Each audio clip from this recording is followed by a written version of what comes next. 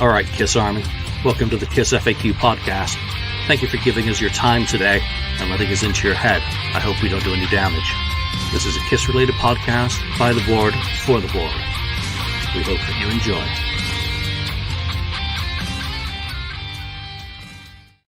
All right, welcome to the KissFAQ podcast. I'm your host, Julian Gill. And when I'm not cutting Ken off in the middle of a really cool story, I'm introducing him. So, Ken, good to see you. Marcus Almighty Mark and St. Louis Kiss rolling in right at the bell. Boom. He's in the house. He escaped from the office today.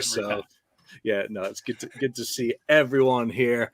I'm calling this KissFAQ TV Live, but it's really topics from the board because Julian was too lazy to actually do any proper show prep and invite any guests.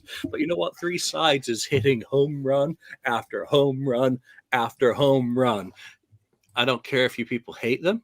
They've got some pretty fucking good guests on at the moment. They've had Kip Winger. They've got someone from Skid Row scheduled next week. They've had Holly Knight on. They did a really cool interview with Tim Bogart. So, you know what? Respect and kudos to the podcast who bring new and original content. We're just here to talk about topics from the board, man. And that fucking suits me just fine after work, because if I got to do a job to put a show together, then to be perfectly honest, it ain't fun. I want to say hi to everyone who's joining us on the live stream. Thank you guys. Your comments, if you've got some topics that you want to raise, throw them into the chat window so that we can avoid me talking about some of the topics that I've selected from the board this week. What's on your mind out there? I want to go around the table quickly before we get into the topics and just ask if you've listened to Poughkeepsie since we did the show and how that album is living with you, or whether you all bought the new Metallica and have been listening to nothing but that, plus the new Extreme single, plus the new fucking Foo Fighters dropped a new single. Shit. All we need now is some new Guns N' Roses. So who's going first? Okay, so I'll go first. So all right, Mark, you go first. Talking, I'll go first. Okay. So first of all, you asked if I've been listening to Poughkeepsie. Well, I got this finally in the mail from Kiss Online, the vinyl. Which one is that? Yellow? Is that the yellow or the? Yeah, it's the custard yellow. Custard. Yeah. Have any of you guys got those yet? Have you guys got? I have the black. I have a black vinyl. Okay, so I'll show one then, just to show them a good guy. So here's the usual kind of inside sleeve with it, right? And of course, they had to piss me off by putting it in those fantastic paper shitty sleeves that they always put in. What's wrong with you guys, Universal Music? You guys have multi-million dollars. You can't afford to spend an extra 50 cents. Like, give me a break, man. So here's the custard yellow. That looks good. It actually does look really nice. Like, if you look at it like in person, these kind of cameras don't do it justice. No, but that actually does look pretty decent on your camera. I like the centering. I haven't bought any of them on vinyl. I had one that was sent to me in error that I think I sold on Discogs or something for what would be a loss, but that looks nice. Yellow matter custard. Yeah, well, it's pardon me, great poupon. And just to throw things off a little bit, because I love doing this, I also got myself a David Bowie picture disc too. Nice album. Good album. For Aladdin Sane, right? That's cool. It came with a nice poster and everything. They really do the picture discs really, really nicely, I have to say. I did listen to Poughkeepsie again. I listened to it also on my CD version of it that I also bought to show you that I'm a full supporter. I also got it on CD. It's still the same kind of, it hasn't gotten worse. That's the good news for me, but it hasn't gotten much better. And one other thing before we skip to the other guys, I don't want to take up all this time, but Friday, which is tomorrow, the new Project Gemini album drops. You can also order the CD for it as well on that day, tomorrow. It also kind of leaked out the bonus discs. They're already available. People have already been buying the bonus discs. I don't know how that leaked out before the album, but anyways, that's up as well to order if you're interested. And on Saturday, which is Record Store Day, people, there's going to be a Dark Monarchy EP available on the Dark Monarchy Bandcamp page to get as well. That's digital only though. So there's my advertisement for the Can't episode. order the vinyl yet, though. No, not the vinyl, not yet, but it'll be in 2 weeks' time. I'm going to do the pre-order. Oh, for that. okay. I just want to get the CD done and get all the orders and blah blah blah blah, and then I'll move on to the vinyl. Yeah, we haven't had the fight yet about the color yet for the next No, vinyl. yeah. We did. Yeah, we need to do that. Gotta have the fight first. Yes. You managed to listen to anything? I know you're a busy guy at the moment. Well, I have listened to, like I said, the Kiss thing I've listened to. Oh, by the way, you did mention the Metallica album. I did buy it on a CD because I wasn't sure about buying it on vinyl, mainly because it's expensive here in Canada. It's like $70 some odd. But honestly, I'll go ahead and say it. And you can boo me if you want. I really like it. I think it's probably one of the better Metallica albums I've heard in a long time.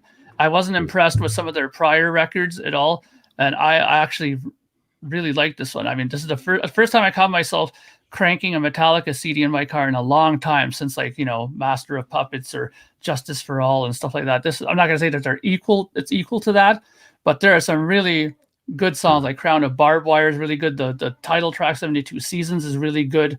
If Darkness Had a Sun is a good song. They have a lot of good stuff in there. My only slight against the album, it's way too fucking long at 77 minutes. Yeah. Should have been 72 minutes. People don't always agree with you, Mark, that it has to be under 40 minutes so that it fits nicely on one platter, because some of these bands do two platters. Lonnie, what about you? Poughkeepsie, managed to listen to it? Has it been through the jogging pace with you? Yeah, I've been listening to it quite a bit. It's different, and that's why I like it, because it's such a different sound for Kiss, and it's one of the reasons why we love Kiss so much, is because not only are their albums so different from one another when you go through time, but their live sound changes so much with the different members. And you guys mentioned it on the show last week, that half of that lineup is no longer with us. So it's a really cool memento, just snapshot and memento of where that band was at the time and what they sounded like at the time. And that's not represented anywhere in the catalog. So to get that, it's great. And you guys talked last week about, well, is it worth getting? You guys went around the room and made it 100% is worth getting. That this small little time capsule of Kiss is available to us is really amazing when you stop and think about it.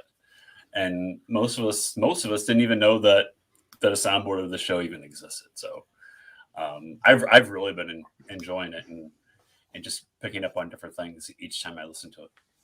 Yeah, I want to respond to Mark's comments.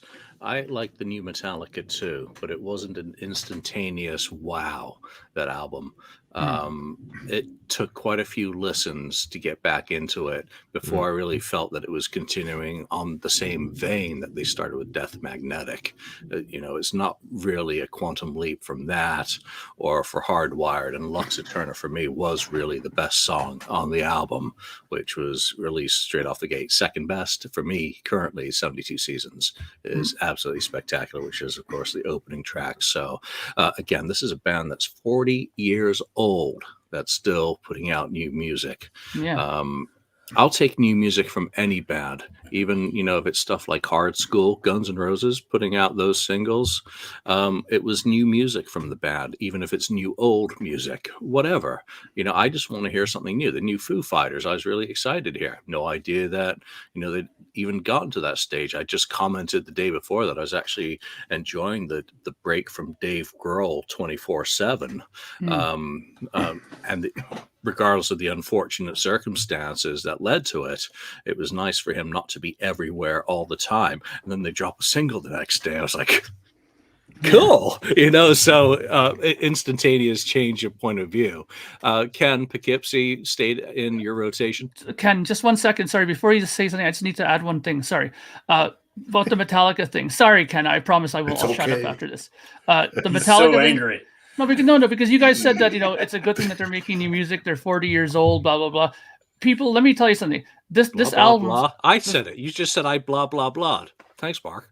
No, okay, you didn't blah, blah, blah. You spoke about it eloquently to everybody listening. But what I was going to say is that that album has been number one on many countries' charts. I've been checking this out just to see what's going on with it. And recently, I went to the record store, and at the record store, they're saying that they haven't been able to keep it on the shelf, and that's been the case at many record stores. So I don't want to hear this anymore about old bands saying that, oh, we don't want to make a record because there's no interest in it. This is clearly showing that there's lots of interest in it if it's number one around the world in many countries, and in record stores are having a hard time keeping it on the shelf. So no more of that bullshit. If it's the right band, Mark. Come on, man. It sure as shit didn't work for Kiss. Maybe they're not writing good material. Well, it's all debatable. Then again, today, right before the show, I needed some eggs. I walked to the local store, a local grocery thing on the corner. Walk in, Rock and Roll All Night's playing. I was like, that's fucking awesome. I'm walking around the store looking for the eggs, singing Rock and Roll All Night, the live version. So, I don't need new music from Kiss. I don't want it. That's going to be one of our topics. All right, Ken, Poughkeepsie. I'm going to mute Mark so he can't interrupt you again. Yeah, I think I listened to it another time. Yeah, it's pretty good, and like Lonnie said, it's a good snapshot of the time, and it's we had something that we never thought we'd get. Yeah, it's still good. Is it the greatest soundboard? No, but it's not the worst either, and it's enjoyable for what it is, and having Mark on that tape, it's kind of a cool thing. And as for Metallica, since you talked Metallica, I'm kind of old school Metallica, so I listened to a few of those songs. I don't have it. I was on the fence about buying it. I don't know if I can get there to buy it or not. I'm not sure. I mean, my favorite's Ride the Lightning, which goes way back. It's a little different than that newer stuff, but it's not that. There's some kind of cool licks going on in there. Yeah, it's a different band, just like Iron Maiden's become a different band since Brave New World. Completely different than earlier, basically 3-minute songs. I mean, they were in a constant state of evolution. Their songs got longer and longer, Rime of Ancient Mariner and whatnot. But Metallica is a different band now than it was in 1984. That band could never ever write that sort of album again, just like Kiss could never write Destroyer again, or even Asylum again. Bands do progress. I just want to show off one new thing that came in this week. Well, it actually just arrived today, and this will be out in December. This is just proof copy of Volume 3. What it does is allow me to get ahead of proofing all the 2002 to 2022 stuff, to make sure that that's all ready to go on December the 4th, day after the last show. So managed to add, obviously, hundreds more interviews, because that's got all the stuff from at the end of the road, but there are substantial additions to all of the other tours represented, and there are tons of concert ads, ticket stubs, bric-a-brac, shit like that, enhancements, corrections, plus the Gene Simmons solo tours in there, as is Paul Stanley's Live to Win tour. I've not put in any of his Soul Station stuff, because that is not in the same genre as Kiss, and not because I hate Soul Station, because I actually listened to that album this week.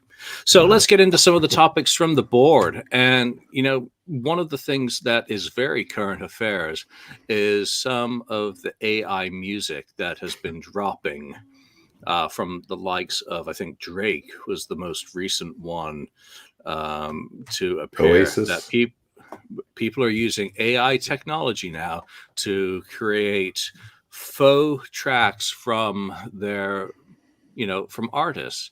And it's not like a Saturday Night Live or Jimmy Kimmel fake compilation of some politician saying something inane constructed from words that they've said in speeches previously strung together.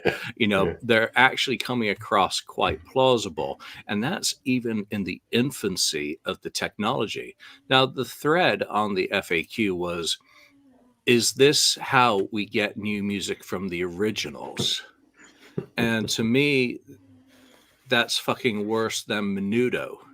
That is just about the worst possible thing, because AI uses learning.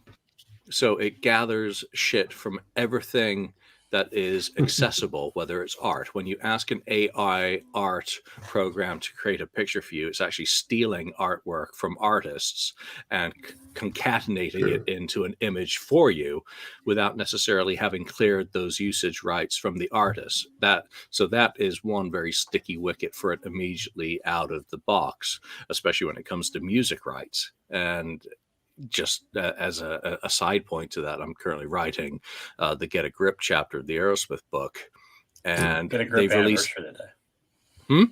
It's Get a Grip anniversary today. It is, which I didn't have done in time because I was going to debut the article so that people would get a read of it before the book ever comes out, because it is the 30th anniversary of that album. But they released the first ever digital single, Aerosmith.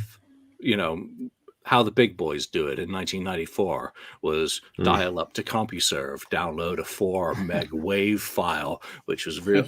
I seem to remember it was super low resolution because they even released a mono version, a mono single in 1994, so that people could download it quicker. CompuServe had to waive your fees. You used to pay access fees to open each page on CompuServe, and then pay download tariffs for each thing that you were downloading, even though you were also paying your telephone bill for your modem connection to CompuServe. Those were the old days. But just that tangent of the digital realm and how rights holders have been at war with technology ever since the advent of the internet. Mark, as a music creator, how comfortable would you be if someone punched in, write me a Project Gemini song, and it sampled all of your music that was freely available, and then they started selling it or distributing it as a lost Project Gemini track called Eat My Cat? Oh, no, sorry, I'm just pretending that I'm muted. I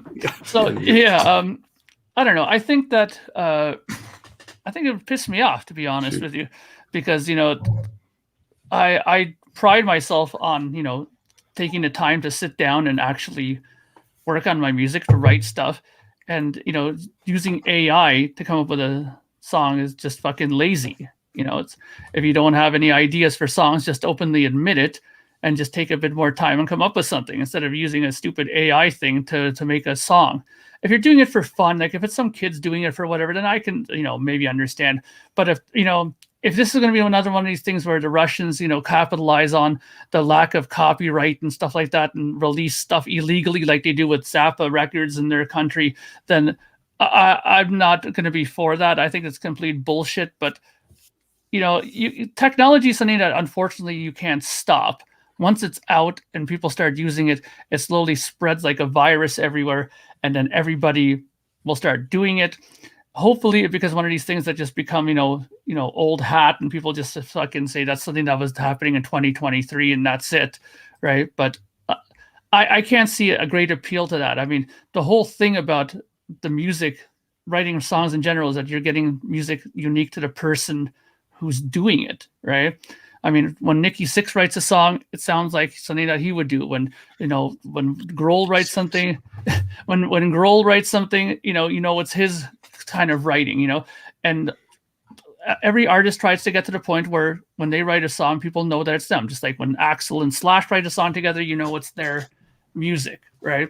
So I don't like the AI idea. Let's just put it that way. No, the AI idea is going to get people killed in the next election cycle. Let's put it that way, because the technology has come far enough that the moment you build it, people will abuse it.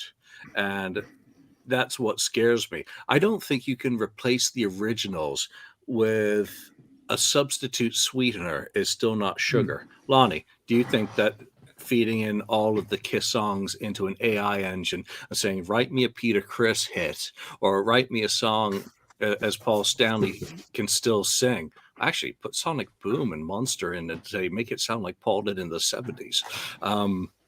Would that work for you? Yeah, there's an idea about Sonic Boom and Monster, but fix the production, please. Right. Somebody, for the love of God, just fix the production. But as far as an AI to get, no, I mean, it takes the art out of it. There's no art to it, you know. There's no soul to it. So no, I am not interested in that at all. I mean, and I hope, like Mark said, I hope it's a fad that just goes away. But who knows at this point? Probably not. But I do not see that has zero interest in. I mean, that's not four guys. I mean, not that Psycho Circus was four guys in a studio either, but that's not what I want. Well, it was four guys in the studio. It just wasn't the four that you hoped it wasn't. It wasn't the four we were led to believe it was. Yeah. So no, it has zero interest. I mean, if there was possible to have less than zero interest, I would have less than zero interest in something like that. Yeah, I think that AI would be better put to use than a kid.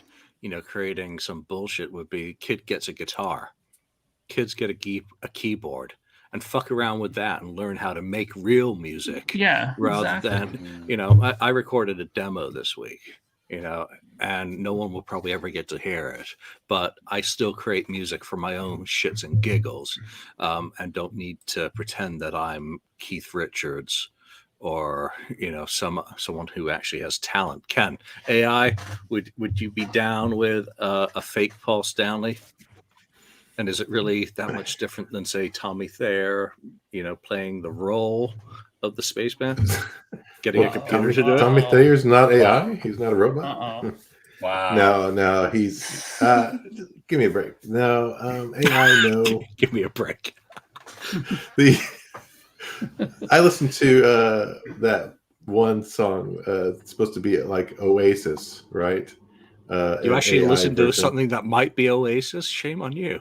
Fuck I them. listened to, and I don't even listen to Oasis, but I listened to it and I thought, oh, okay, yes, a little bit sounds like, but it's, I don't know, there's something missing. It's the soul is missing. But if it was Paul, you know, if they're gonna do a Kiss one, if they can find a way to get Gene Simmons' balls and Paul Stanley's balls included, then it may sound a little bit like Kiss, but otherwise you're not going to get it. I mean, wow. I don't need it. Okay, so what about if Paul Stanley wrote the song and fed the lyrics into AI? It would be interesting. Now sing it for me. Yeah. Would that be okay? Paul or Gene writes the song and says, now sing it for me and make it sound like me in 1975. Oh, they might as well do just Kiss 2.0 then. Well, but that they have real the people. Same. I don't know. That costs money. AI is cheaper. Yeah, AI to me is, in a way, if you're having to write songs using AI, it's just laziness. AI is the death of art. Pretty much. That's been asserted elsewhere because of the issues of non-consensual use of imagery articles. There's this one ad that keeps popping up on Facebook. High quality blog entries written by AI for you. Offload your creative process to a computer and kickstart. You know, what the fuck? I mean, have we become that lazy and pathetic that you actually need a computer? Again, I talk about writing today, and fucking writing, pen and paper, is sit down and start writing and scribbling, and before it ever gets near a keyboard to be typed, it's on paper, and it's just stream of consciousness coming from here that is then fleshed out from additional research points. Right. So it's not linear. You can't read that as a finished get a grip article. It starts with my thought of the start of the process, and then jumps to something else, and jumps to something else, and comes back. There are arrows all over the freaking place as part of, am I going to have an AI computer kickstart that shit for me? No, where's the joy? I mean, Mark, you held up your, we're Ross Radley's. We're waving papers. Yeah. Look, Maybe he should use AI to finish his book. AI. Oh, look at that. There we go. We've discovered an actual use for AI. Solve the problem. Ross can complete magic. solving using- world problems on the show. Right There we here. go. Ross, World, the you're, world. you're Right. welcome. This world problems. Wow. All right. There you have it. Next topic from the board this week that drew my interest, and you guys do interrupt if you had a topic that piqued your interest, and that goes for everyone who's viewing. We're here to address your topics as well. But here's a good one. I thought it was a good one. Lonnie, Sir.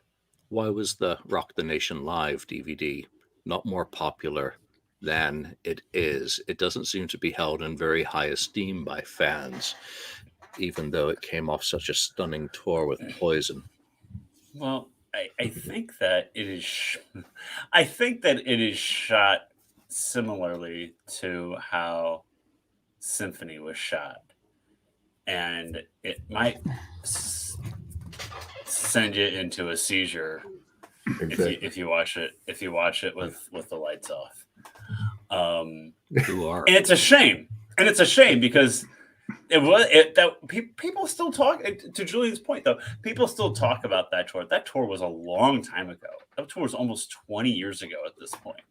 But people still talk like, oh, remember on Rock the Nation tour, and they did this and they changed things up and they changed the set list and they played Unholy and they played Got to Choose and Making Love and a different song there was always a different song in a certain slot every night. But that DVD doesn't hold up. And I know it had like that Kiss vision, and you could choose to watch just Eric or just Tommy or just Paul. You know, they tried to make it as cool as they tried to make it cool and very modern, interactive for 2005. Yeah, for 2005 when it came out. But I think the way it was shot was not good, and it was the first DVD to feature the new lineup. And I think that might have didn't help sales, just like it didn't help sales on the tour itself.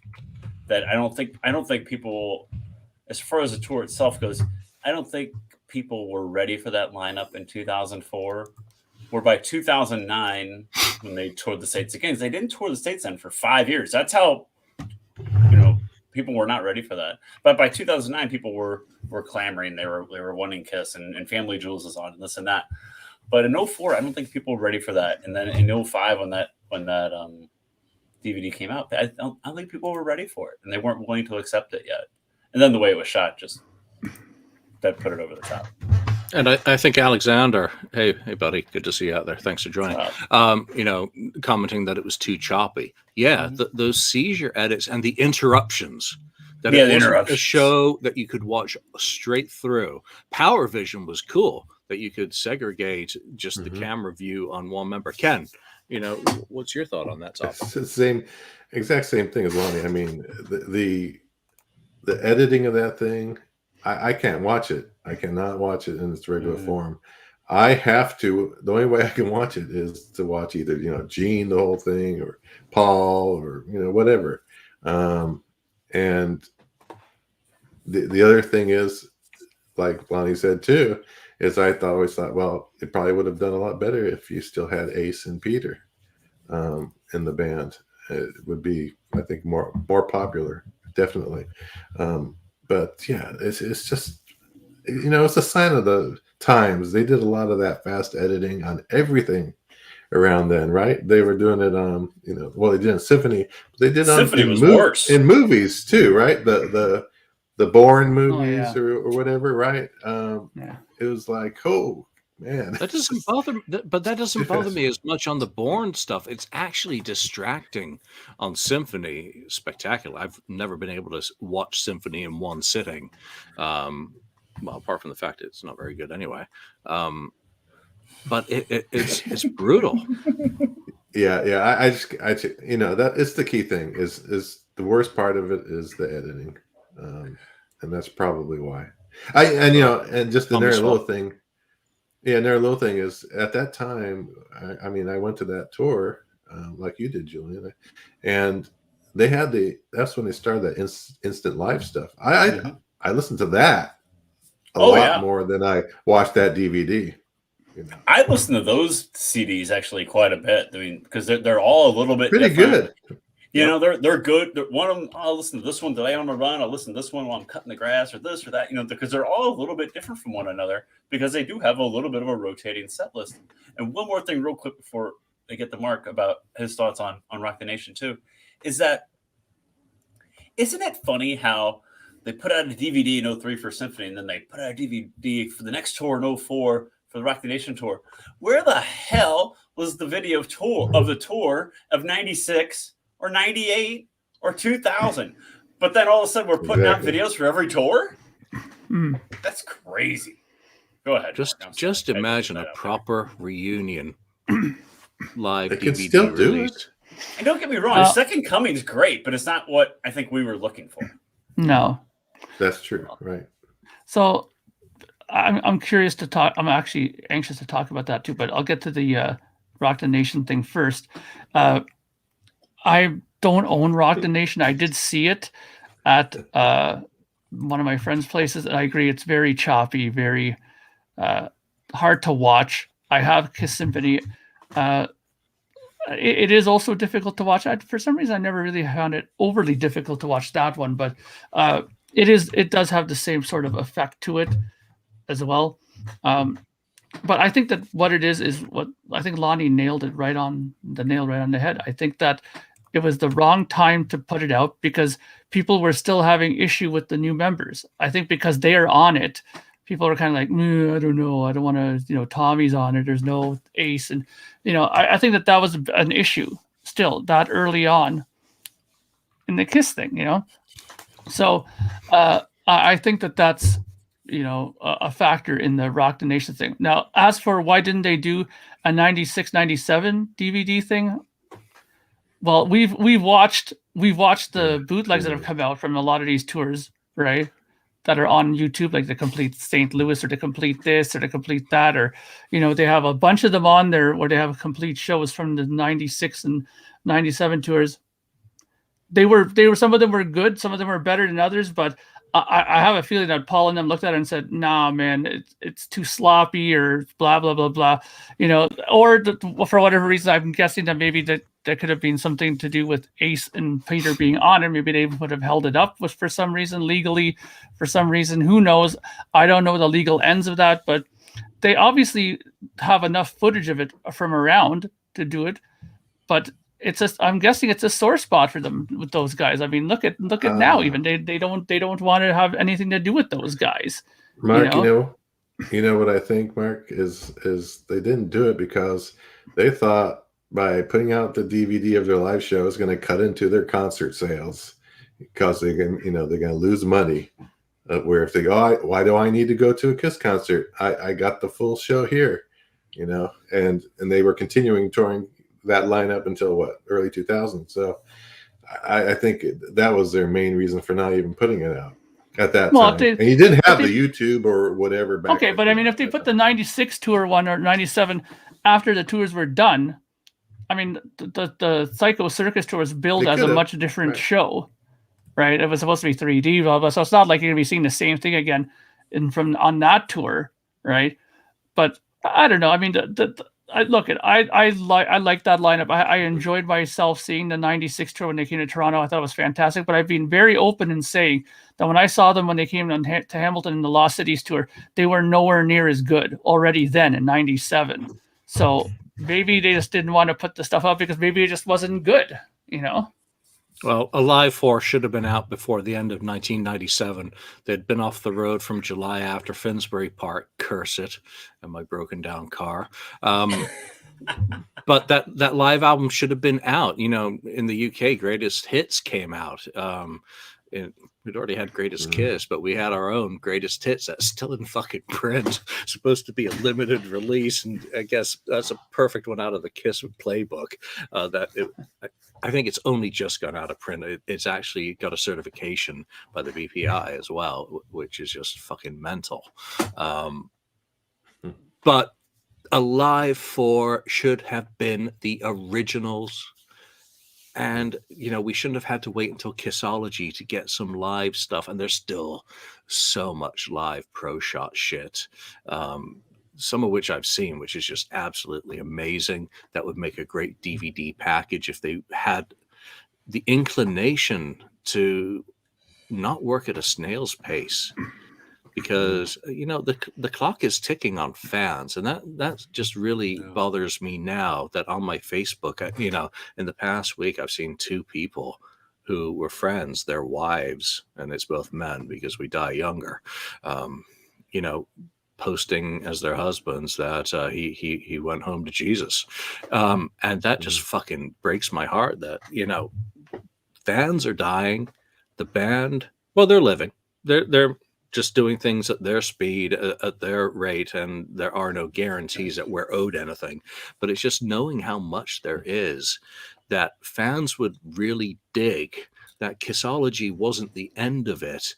It was the start of it in many ways, as witnessed by the Loomis leaks. And we're just reduced to waiting for the next Vinnie Vincent video to drop. Oh, God. What do you guys make of that? As I think, if I can find that comment again, because that was the best comment of the show, Adam, North Carolina, or NC. AI could have done a better job. No, I think Vinny needs AI to make some new fucking music for him, because he's still using only 80 stuff to promote. Actually, there may have been a little bit of Guitars from Hell in the last one, but it is mostly, even Mark Slaughter makes an appearance on the latest Vinnie Vincent ad. Lonnie, does that get you motivated for Vinnie Vincent music?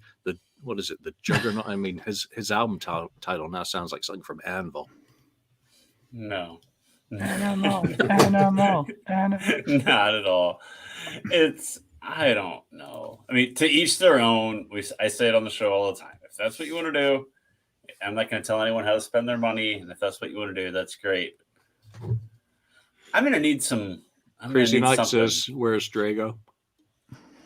I'm going to need something more from Vinny.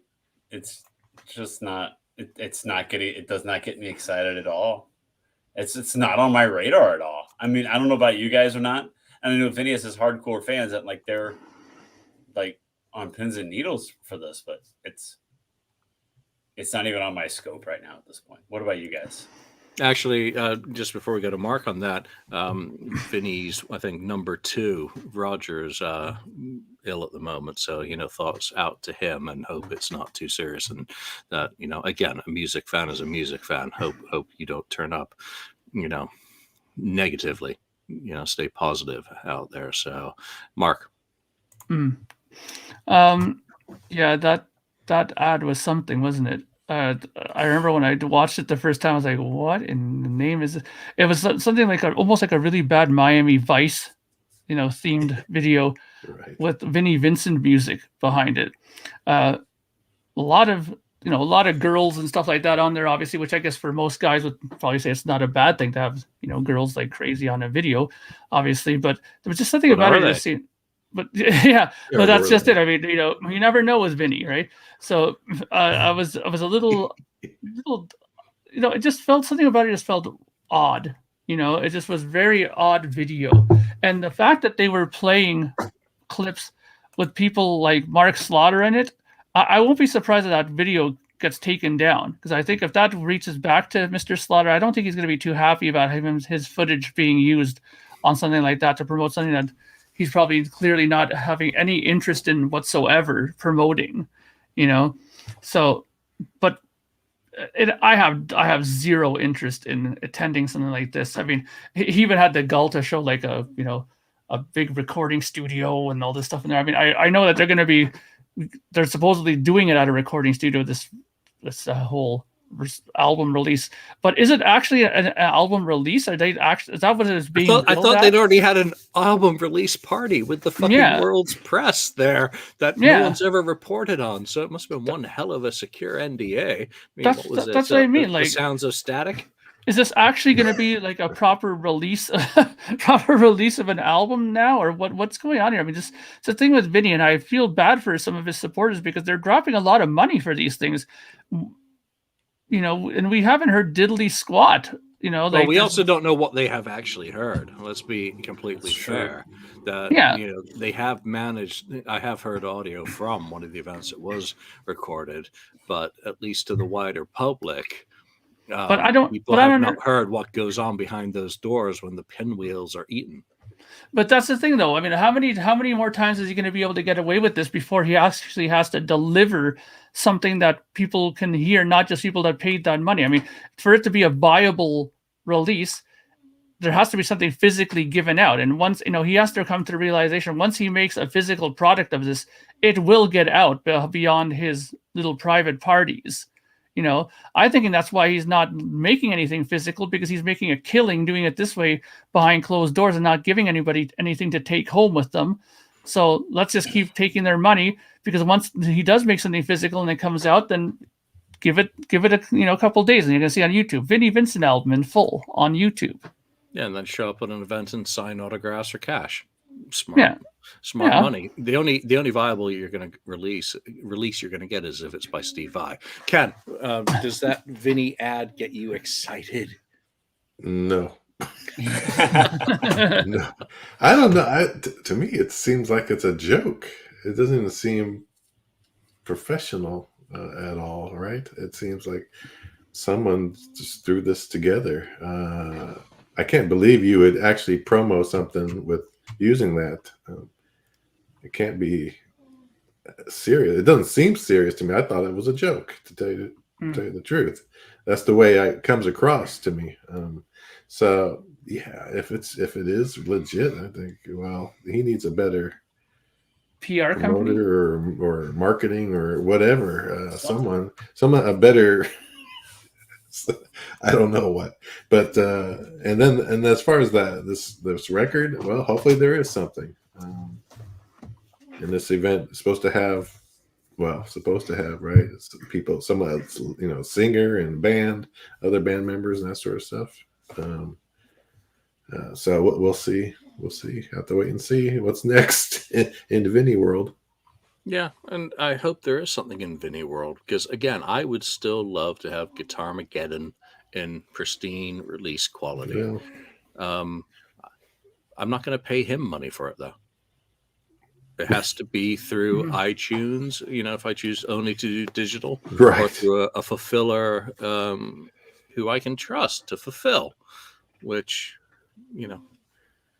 it's a shame, because I actually like that album, even though I didn't like the first Invasion album as much as I like the melodic stuff of All Systems Go. It's just a contradiction of my taste that I did like the balance. I thought the songwriting was really strong on Guitars from Hell, Guitarmageddon, and they blended well with the histrionic guitar playing. So you still had good songs, but you had some pretty weird structures in there. There was a new publication. I think we've already flashed this, as coming out at the end of March. But I'm wondering if any of you guys have had a chance to actually flip through it yet and read it, and whether you wanted to offer an opinion on it.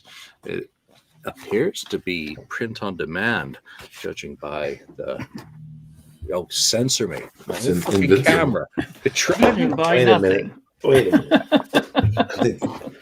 See if mine won't be censored. Well, it was the very last page, shows a barcode and a print date on it, which is generally indicative of print on demand, as I well know from my own shit. So mine was made in Las Vegas on April the 2nd. Oh, mine was March 26th. Okay, interesting. So you got yours before mine. It's like a lower serial number. So want to buy it? Ooh. Want to buy it? Have you been through it, and what were your thoughts on it? I went through it. It's well written, actually. Whoever wrote it, some interesting writing style. But there's nothing new that you're going to learn. But it just kind of covers the history in a big, it doesn't have a lot of it has text, but it's not. It's more pictures and. Well, they went nuts on the Getty licensing. That's for shit, sure. Mm-hmm. Yeah, so it's worth it if you're a Kiss collector and you like the pictures and all that other stuff. It's all good. There you go. You got it. So there you go. Yeah. There, I'm learning.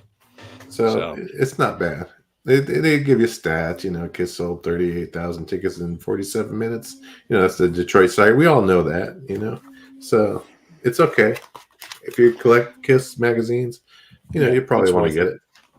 The secret to having new information to something is that the band has to do something new. And they haven't done really anything new for God knows how long. So, of course, there's not going to be anything new to talk about. And then you have to read the Gotham Times in the box set to actually get that, peel out that rice paper and hope that you don't tear it. Let's move into Lonnie. Who's the better guitarist, Vinnie Vincent or Tommy Thayer? Uh-oh. That's a great question. And we're gonna do an audio episode on that, eventually. But yeah, that'd be a good. So you're gonna do Ace and Tommy next. Yeah, Ace and Tommy. Right? Yeah, that'd be a good one. From a guitar playing standpoint, and just looking at it through that window, I am gonna say Vinny is the better guitar player.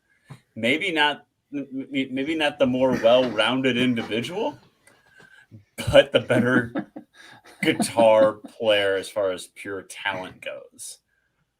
I will side with Vinny on that category. Yeah, but he's not going to win the easy to work with employee of the month. No, I'm not saying that. Definitely not. All right, Ken. Vinny or Tommy? Well, Vinny obviously is, or was, I don't know about nowadays, but was a very talented guitar player and songwriter. So from that standpoint, yes, guitar player, much better. But having said that, Tommy Thayer is better at replicating Ace's solos than Vinny ever could do, because Vinny cannot slow himself down or without going crazy on every solo somehow. So they're better in their different lanes, I guess, of Kiss from each other. It's just a difference. But technically, Vinny, was a very good guitar player in his prime. Okay, I'm actually looking for the next topic, so I can't see your face, which is why I interrupted you. So, Mark, your thoughts? Okay, so I'm going to approach it like this. Vinny is obviously a good guitar player. Okay, he can do stuff, but just because you can do stuff blisteringly fast at 100 miles an hour doesn't make you a great guitar player. I mean, Mark St. John also was claimed to be a very great guitar player who could do stuff at 1,000 miles an hour as well. We all know how Gene Simmons described that. It was like an angry bee in a jar. Now, I think Tommy, in my opinion, I'm going to give him the edge, and I'll tell you why. Because he can do stuff, I think he can do a lot more stuff than he's actually letting on. Because he's being narrowed in to do Ace's stuff and the Ace style within Kiss, he's not showing much more of his guitar talent, I think. I mean, you honestly saying that you don't think that that Tommy Thayer could do a big ripping fast shred solo? I think he could do one. You don't think play Unholy live? Okay, well, but I'm saying but that's doing somebody else's solo. I'm talking about doing his own style of playing. Forget, Bruce Kulick and all these other people. I think that he could do his own style of shredding. I think he can do his own style of Floyd Rose whammy bar wankery if he wanted to do it. Just because Vinnie Vincent comes off and does all this stuff. I mean, I haven't heard really much of any kind of restraint in Vinnie Vincent's playing. So to me, his vocabulary is very limited, in my opinion. I haven't heard him do anything slow and ultra melodic and stuff like that. So to me, he's like a one-trick pony. So you know what? Like it or not, I think Tommy's better. Fuck. I just don't think that Tommy has that musical vocabulary. He comes from What do you mean? He has much more probably than Vinny. No, he comes from a completely different school of playing. He's more blues based. then Vinny's a speed demon. You're seriously telling me that you don't think that he could do I a don't fast think he shredding could. solo? I don't think he could write anything like that fast shreddy shit. I just don't think that's in Tommy's wheelhouse. But even Vinnie Vincent's fast shredding is just. I think you throw him in front of Tommy Bolin, you throw him in front of Richie Blackmore, you throw him in front of Beck. Vinny was a Beck guy. That went wrong. Very wrong. But Tommy's background musically, do you see those 11 guitarists that influenced him? That spoke volumes to the kind of playing I think that you can expect out of him if he was ever given that sort of leash. I think you saw on Sonic Boom what he was capable when aping the Kiss guitarists, and you get a more of Tommy's musicality coming through on Monster when he was able to be more himself, and none of that goes into the shreddy realm whatsoever. Okay, so not that the songs call for it. Okay, let me just put it to you this way then. I don't like Vinny's shredding style. Okay, I think that he's very much. Let's put it this way: even Michelangelo Battio has more melody in his shredding than Vinny does. Okay, Yngwie Malmsteen, at least when he shreds, I can hear a melody in there, some sort of melodic tendency. When you hear Vinnie Vincent doing his crazy, it's not even sometimes seeming in time. Sometimes it's just like he's just going nuts for the sake of doing something that sounds ultra crazy. I'm sorry, I like melody in my stuff, and his stuff is just not very melodic to my ears. I could be wrong. My opinion is just my opinion, but I see a lot of people in the chat there saying the same thing too. So, I may not be totally crazy in my opinion. You'd never hear, like Tommy, you'd never hear Ace try to shred ever, and I don't think he could do it either. So it's just a different style. It's a different style. But look at when Ace had the Fraley's Comet era. When weren't you guys surprised when he all of a sudden had a Les Paul with a whammy bar on it? All of a sudden, he started using it. Sure, maybe it wasn't his, strongest playing when he had that, but that was something that I was not expecting that he was going to do, and it kind of made me think, hey, maybe he can do a little bit more than just the 12-bar blues and pentatonic scales. He can, incorporate something a little bit more modern, like using a whammy bar and stuff like that. That's what I'm just trying to say. That maybe he's not showing us all his skill. No, I'm not going to the Judgment Day. You had us fooled. And Vinny's done a whole bunch of different styles throughout his career. He may have decided to try and pigeonhole himself into the shred style of playing. But again, go back to the melodic solos of All Systems Go. Go back before then to Rockers. Go back to the 70s when he's closer to his Beckian roots. And I bet he could do a 12-bar blues solo back then. Now, does he want to do one now? If he can even still play it, I don't doubt that he's a capable player with a great degree of musical knowledge. But taking that and actually holding your guitar and playing that sort of thing is a completely different thing unless you feel it. So, it's. I did find that topic, by the way. So thank you for, holding the fort down with your response for that. But this one's actually good. And it's, what is the best sounding Eric Carr live album so far? And it's a little bit challenged because it includes Off the Soundboard, Poughkeepsie, the Creatures tour from the box set, Animalized Live Uncensored, but it omits, say, Philadelphia 87, which was on Kissology, Tokyo 88, which is my go-to in many cases as the Alive album that could have been from the 1980s. And of course, New York 1990. So New Zealand too. Was that officially released? The whole thing? Thing? No, it wasn't officially. No, but maybe one day. Lonnie, if you want to listen to an Eric Carr live, out of kind of the official releases, which ones would you be going for? If I'm looking for Eric Carr, I would say Tokyo 88. I think that features him the best. Well, while the others are good, the Analyze, the Poughkeepsie that we got, and the others you mentioned, I think that Tokyo 88 is the best example of what an animal he was behind the set. I think it showcases him the best. Eric, I think Eric was such a great contributor to the band, and I think he gets overlooked with obviously the originals and then, and what Eric Singer's done the last 20, 30 years almost. But Eric was such a great part of the band. And I think that 88 just shows off what kind of a monster he was behind the set. That would, if I'm looking specifically for Eric Carr, that'd be my go-to. Ken, what about you? Yeah, I kind of agree with Lonnie. Though, if they had an official release of a vinyl, album or whatever, for the 1990, I think I would probably pick that one over the the Crazy Nights or whatever one. I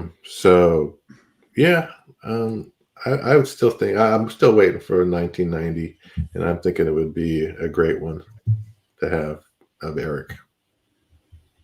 I still enjoy the living shits out of the Creatures box set show. And that's no slouch either. Yeah, the version that I assembled for myself is kind of the one I listen to the most. But if I have to pick one from that list, Tokyo is very close. I love watching that as much as I profess to hate Crazy Nights. Again, that is just a fantastically stunning show, and one that I hope they do have soundboard audio recordings from, because if they do, and that's a possible off the soundboard, then I would be incredibly happy with that as a release from the Kulik lineup. Even though they're obviously all those shows that Lonnie would obviously prefer from the Kulik lineup, and every single fan will have their own response to that same question. But Creatures for me from that. Mark, what about you? Yeah, I have to agree. I think the Tokyo 88 was really good. It's one of the ones I still enjoy watching a lot. Having it on, the discs that we got. It's fantastic to see that. I think that his solo his drum soloing, I think, was also more ironed out at that time too. He started incorporating some of those electronic drums and stuff like that in there too. I think it's great. I really think that also the big thing for me is that Bruce Kulick is now in the band playing. So I'm a big Bruce Kulick guy. So I really think that that's a win-win for me. The Tokyo 88. There are two last topics that I would like to touch on. One, Rodrigo, thank you for joining us and putting in a comment. He's going to see Kiss in 5 days. Kiss is on tour again. They've had a couple of shows since the last episode. Things seem to be going well. The audiences look freaking mega, as one would expect in South America. So hopefully the fans are having a great time. The new meet and greet backdrops are... Yeah, the photos have been shared. The three look coins nice. Look fantastic. What are your guys' thoughts on the tour now that it has kicked off? Now that we know that it basically looks like Making Love is the new addition to the tour. Otherwise, it's pretty much the same as it's been. Do you think just staying with the same kind of stuff is good enough? Maybe that's just the case for a second visit to South America. Or do you think there should be some changes? I mean, what are your thoughts on this tour as this final 50 has essentially started, Lonnie? I think it is what it is. I appreciate the addition of Making Love. I did not foresee some massive shakeup in the set list for the final 50 dates. What's the point at this juncture? Is to say, let's just pull out some songs we haven't played in a long time for the last 50 shows we're ever going to play together. I think that Kiss looks at it that if it isn't broke, don't fix it. And in their eyes, it's not broke, that we're playing the hits. People want to come and hear the songs that they know. And and the other argument is, well, maybe it's just laziness too. They don't want to brush up other songs, but there's other elements in play as far as canned vocals and things like that are going to have some limitations as far as what we can do. So it is what it is, and I'm just thankful that I get to see him one more time, and I'm excited to see him one more time. And I thought I'd already closed that chapter of my life, and thankfully that it kind of reopened itself for one more page. So I don't care. You actually get to write a cool new chapter in your personal history that is a bookend to your story. With my brother, the first person introduced me to the guy who went with me to my first Kiss concert, and on top of that, it's in the same venue that I first saw them at. So it's really cool. And you know what? I'm not, as much as we've sat on here for the last how many years we've done the show and complained about the set list and like, I don't know why they play this. Why don't they play that? You notice how we've stopped though? I'm not going to care. I am not going to care that night what they play. I'm not going to care. And I think most of the people there are going to feel the exact same way. I was thinking about, I held up the volume 3 cover earlier, and if you're joining late, I'll just flash it again because it, is months away. I'm like, what am I going to write when I'm sitting in my hotel after that last show? Am I going to be writing about the performance of the songs? Am I going to be writing about the set list? Am I going to be writing about how I'm disappointed? I really don't think that is the case now. I've kind of had a hallelujah moment in my mind that to see them approaching that finish line, when you watch a video, and it's often put on the news or on some of these video compilation shows of the marathon runner who's basically shitting themselves, crawling along to reach that finish line. And everyone beside them is cheering them on, urging them. It's kind of that moment that my writing on that final show is going to be more about looking back into the crowd and seeing that guy over there crying, or that guy over there crying, or those girls over there crying, wrapped up in the emotions of the moment. Ken, what do you get out of these shows as they're happening live? They're playing, in a few minutes, probably. Yeah, I've actually, checked a couple of them out.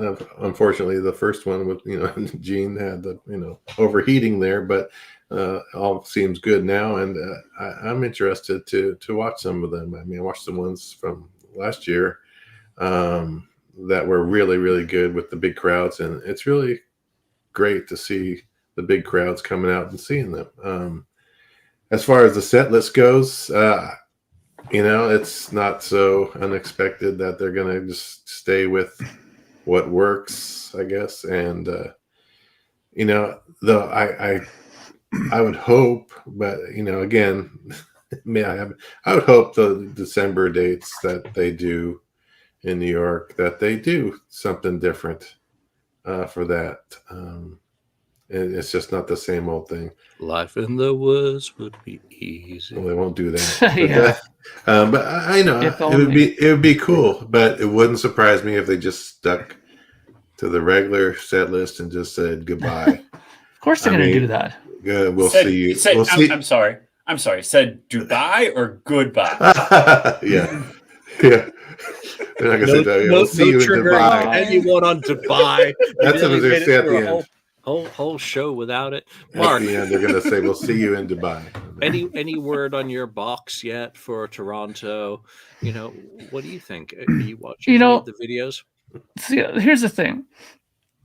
Initially, when you first started talking about this, my first reaction was going to be what I normally say, and that is, at this point in my life, I really don't have that same excitement about going to see Kiss. And I'll be totally honest. I mean, I love Kiss. I wouldn't be on here with you guys talking about it if I didn't love the band. I mean, I have so much of their shit in my house, vinyl-wise, it's unbelievable. But right now, I mean, I've watched a couple of their concerts online, and it's just the same thing, just different city. Exactly the same thing. And I mean, maybe that's one of the things I like about some other bands that I check out, where they do mix up their set list. They change things from show to show. I kind of like that. Also, being a musician, I just can't imagine the absolute drudgery it must be to have to do the same thing over and over and over and over again. It would just drive me bananas. But then I had to go and stop myself, because I look on the chat forum, and this message here kind of stopped me in my tracks a little bit. I have to find it here. Just give me 1 second. There was a really great comment here from a guy. I believe his last name was Alvarez, Rodrigo, probably. Yeah, Rodrigo Alves. I'll put it Yeah. up. Okay, there you go. Yeah, when I read this, going to see Kiss in 5 days, still can't believe they're going to be playing in my city, especially in their last tour. That right there made me kind of shut up about that. Now, makes me want to shut up about my opinion, because here's a guy who probably hadn't had much of a chance to see him or see the band, come through his town, and he's going to have it. And I can already sense it from his comment that he's excited about it. So good for him. You know what? And those are the kind of people that should be going to see Kiss. People like me who've already seen them dozens of times, and we're just going to go. Probably will end up going there and going like, okay, they're going to be playing Love Gun now and blah blah blah. I can already see it. How would you want me to come out and see you? I can already recite the whole show beginning to end for you. I'm probably not the right person to go see Kiss now. That guy needs to go to, and if he lived here in Ontario, I would gladly give up my box seat to him to go see Kiss in Toronto. No, you need to go see Kiss with a guy like that. Or there you There go. you go. Or bring him with me to see him. I mean, because it was like that. You know what? The funny thing is, you mentioned that, because when I went to see Kiss in '98 for Psycho Circus, I brought my younger sister Rebecca with me to go there, and she had never seen Kiss before. And I had so much fun at that show because of her. She was just loving it, all the bombs and the stuff, and she had so much fun, and she was jumping up and down and screaming. I was like, wow, I can't even remember being at a show with that and that kind of an enthusiastic watcher of a show, because me and my friends were all like, oh god, did you hear him fuck up that note? Like, we're those kind of people, all right? So, but to go with her, it was really fun. So, I've seen them a lot. I've seen the show a lot. I guess for me, the only thing that keeps making me a bit bitter on it is the fact that they don't change things enough for me to keep me interested in going to see them. I mean, it's been the same show for the last fucking 5 years. I mean, come on, man. I think you need to go. I'm going to probably end up going. No, I think you need to go, Mark. I think you need to close out your personal history in the right way, to go to the show and take it for what it is. They're not going to do any other set than a greatest hit set when it's their end of the road tour. It's unreasonable. I think Making Love's an absolutely shocking inclusion, considering it's a greatest hits tour, basically. Absolutely stunning that they put that in. That in this age of political correctness, they red light, green light, don't say no. I just hate when the girl says wait. No. Yeah. Really? Awesome. Yeah. I mean, I mean, Kiss still has an opportunity. But I want to end this episode with one last topic. And I've touched on it by mentioning some of the folks that I've seen passing on my Facebook page. But what happens to your Kiss shit when you die? I mean, really positive thought here. And I'm going to ask Lonnie first. You could tell he didn't want to go first. He was like, please don't ask me. Because Lonnie will probably have the most interesting answer. Let's see what's going to happen. I don't know. We actually have had this discussion. That if something were to happen to me, let's just say something were to happen to me, I get hit by a bus. I've told her to call Joe Odell. That he will go through. He will gladly come out. He will take care of that shit. And he will go through what I have and tell you what's worth what, and this is how we're going to handle it. I have had this conversation with her that if something tragic happens to me, when it comes to my Kiss collection, call Joe, and he'll take care of it. that we actually have said that. But like, let's just say I don't get hit by a bus tomorrow. Pretty God, but let's say I die of natural causes, down the road. I don't know. I mean, I've thought about it that, at one point I may just have to sell it off because we don't have children. We're not going to have children. What is ever going to become of it? And I don't want to see it just end up in a dumpster one day. So eventually down the road, it'll be a sad day, but it may come to that. Right. Well, thank you for the forthright appraisal of mortality, Joe. Don't be hiring anyone to run him down when he's jogging, okay, Joe? Because KLA is doing good stuff, and yeah, the Lonnie Memorial Kiss Live auction, Lonnie Memorial Kiss Live auction, live hosted from by Joe, Missouri. Ken, what about you? You mean you're not living forever? What? Oni and Legends. Yeah, Legends. Legends never die, right? Legends never Dubai. You had to do it. From left field. That's a low blow. All right. Well, maybe my sons, possibly would want it, or they can sell it. Do whatever they want, or whatever. It's not. I don't know what's going to happen to it when I leave this world or whatever. As long as it, I think, ends up in good hands, who can enjoy the stuff. Just not in the landfill. Right.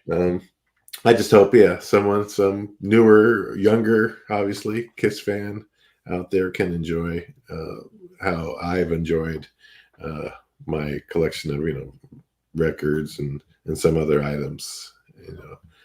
I hope they get the same enjoyment that I do.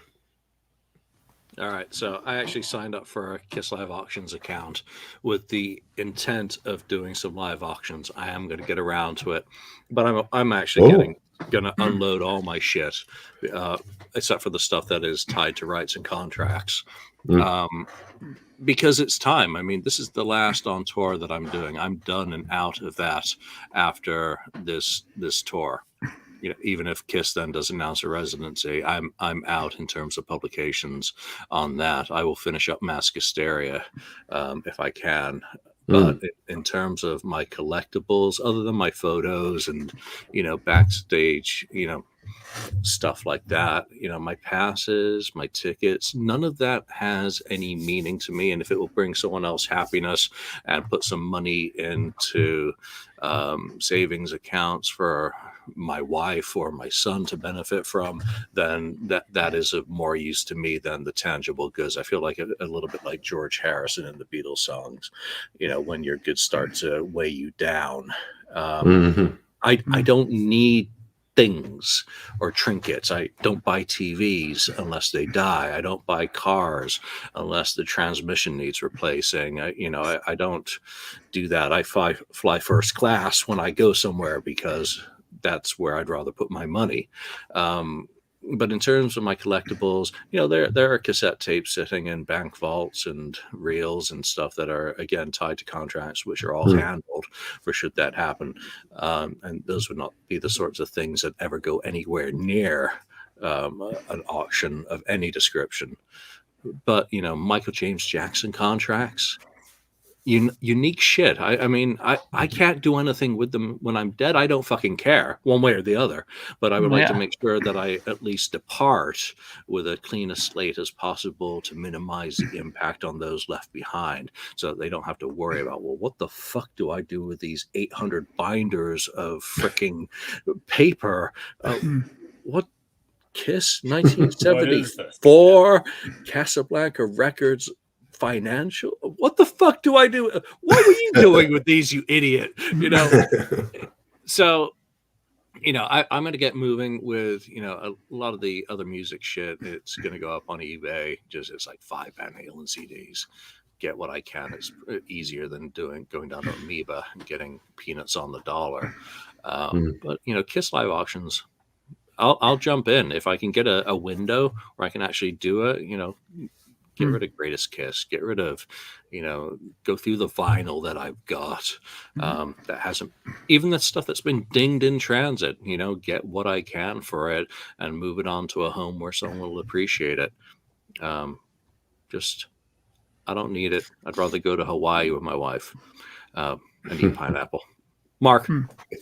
Well, I actually did give this some thought, believe it or not, because I talk with a few musician friends, and we always have this kind of talk about, trying to leave a legacy behind. And one of the ways that a musician can do that is through his own music and releasing his own music.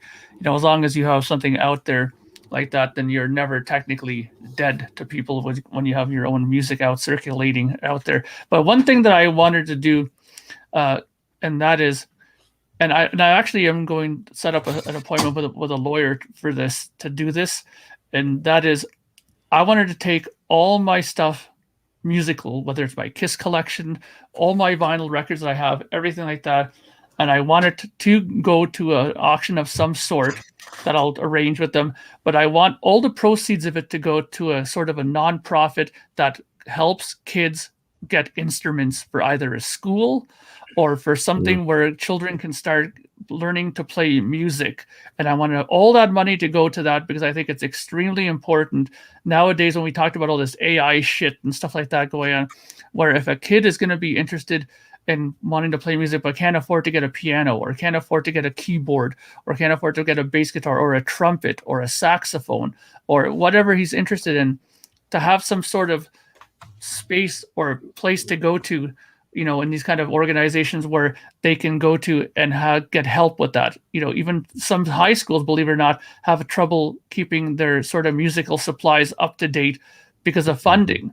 And there's nothing better that I'd like to do to maybe help a high school out to get them, 150 classical guitars for their guitar classes or something like that.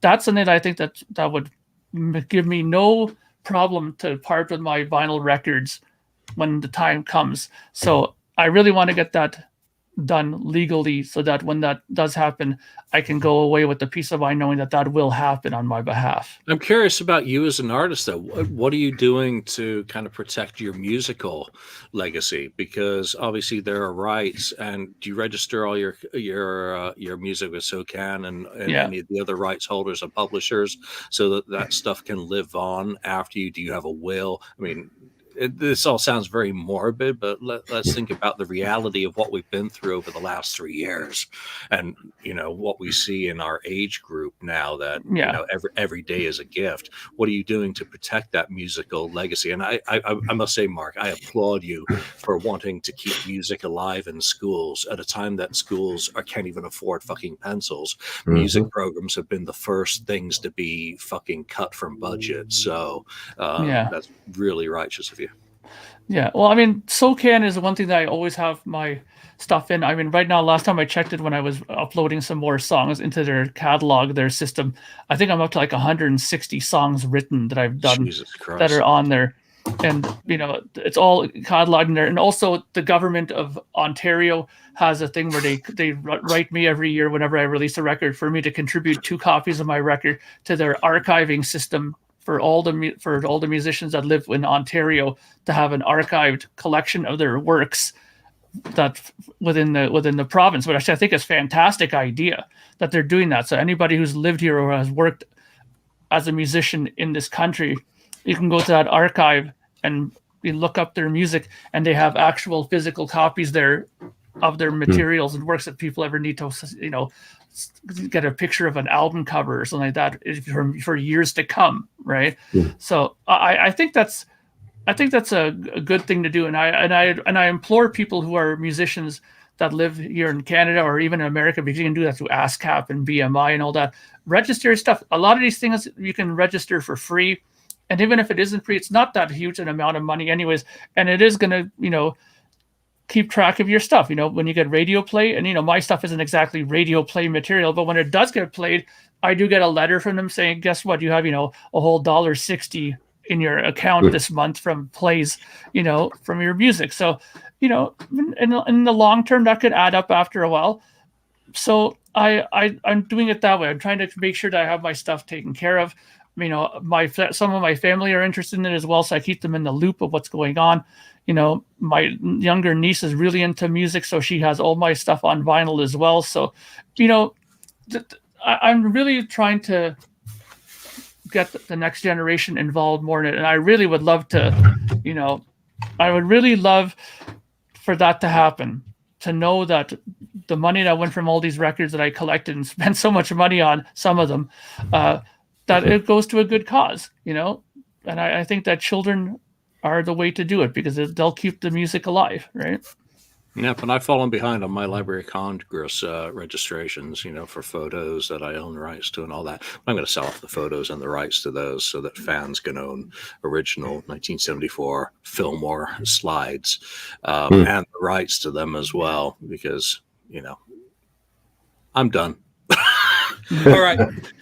You know, so that's a whole bunch of some topics from the board, some tangents. I want to thank everyone who's taken the time to join us and chime in on the comments. It's always awesome to get to read those while I'm trying to direct traffic here.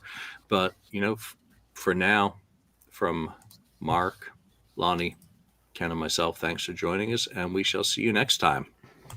Thank you for spending time listening to the KissFAQ podcast today. All sales are final. There are no refunds. If you'd like, look us up on Facebook or come over to the KissFAQ message board and discuss the topic we broadcast today. Don't forget to rate us on iTunes, Spreaker, or wherever you've listened to the show. We hope you'll join us again.